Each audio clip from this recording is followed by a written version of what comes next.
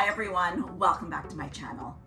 Today I wanted to go over a little bit about how to get your feet to your head in a Cobra Pose. So when I first started on my flexibility journey, my biggest goal was just to touch my feet to my head in a Cobra Pose. And I was so far away from that goal. I'm gonna post my before picture, and a lot of people think I am making this up, and I am not making this up. I remember when this is a screenshot from a video. I remember when I was doing that, I was like using all my strength and energy, and I was like, oh, I'm so close, I'm so close. And then I watched the video back and I was like, my feet aren't even in the frame. So since then, I've learned a lot of tips and tricks on how to ease the process. So let's go over some of them. Number one, whenever I work on feet to head in a Cobra Pose, I always do at least 20 to 30 minutes of warming up. I am nowhere near there unless I've done some spinal mobility, some hip flexor stuff, some quad stretching. So you can practice it cold, but just don't judge yourself. Just know that it's not gonna be what you want unless you have a natural bendy back, which I'm so happy for you. I do not. Number two, whenever you practice your Cobra Pose, whether you're gonna work on your feet to your head or not, you never just wanna jam your back up. That hurt, just demonstrating, that hurt for me. So I always like to come to my Sphinx pose first. Sphinx pose means forearms and elbows on the ground, and work on pressing my forearms into the ground, pulling my chest through my arms, relaxing my shoulders down and looking up. From here, I play with lifting my elbows off the ground, but still working on pulling my chest through my arms.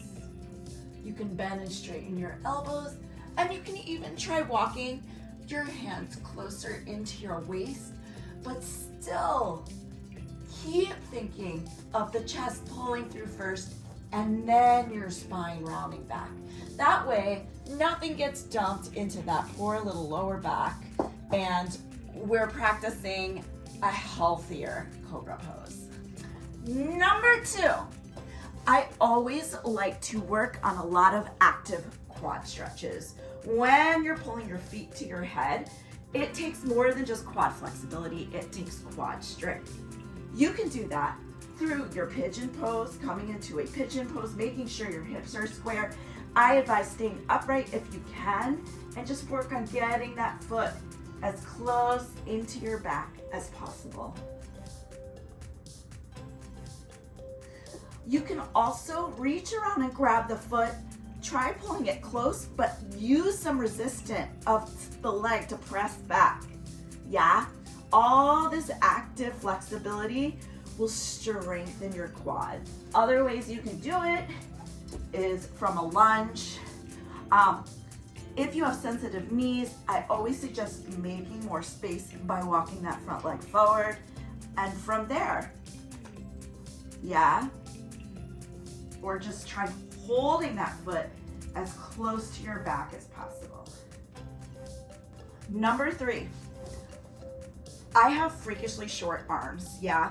When I push back, sometimes I can't push my head back as far as I need it to go. So I like to take blocks under my hands. Again, I don't think of bringing them directly in front of my chest, but I place them slightly forward. From here, still keeping that chest through the arms, I can press back. I still bend and straighten my arms.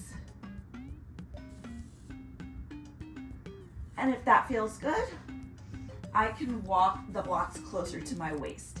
Again, we never want to cook our low back. If all of a sudden you feel extra pressure in the low back, walk those blocks back out again.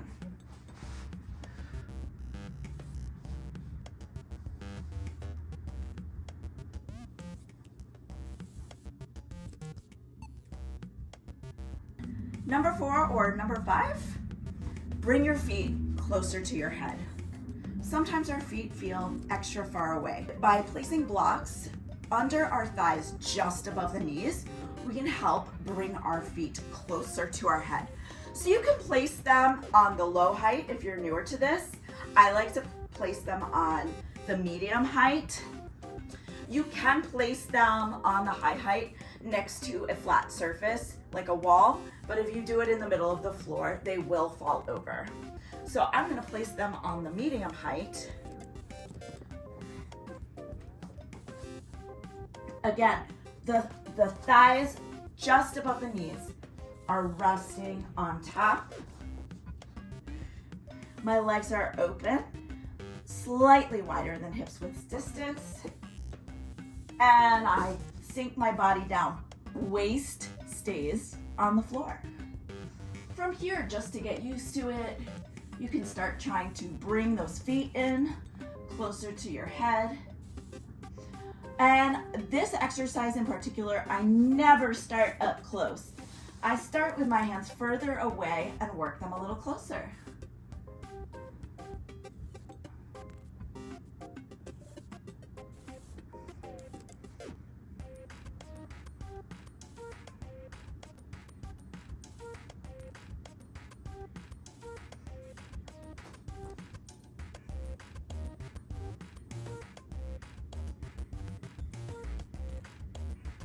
And finally, tip number 6 or 5. Oh, I'm so lost. Finally, tip number 5 or 6, don't rush it. Don't rush it. I like to start with my hands far away from my waist. I bring my feet in. They're usually nowhere near my head at first. I keep breathing, make my way slowly closer to my waist with those hands.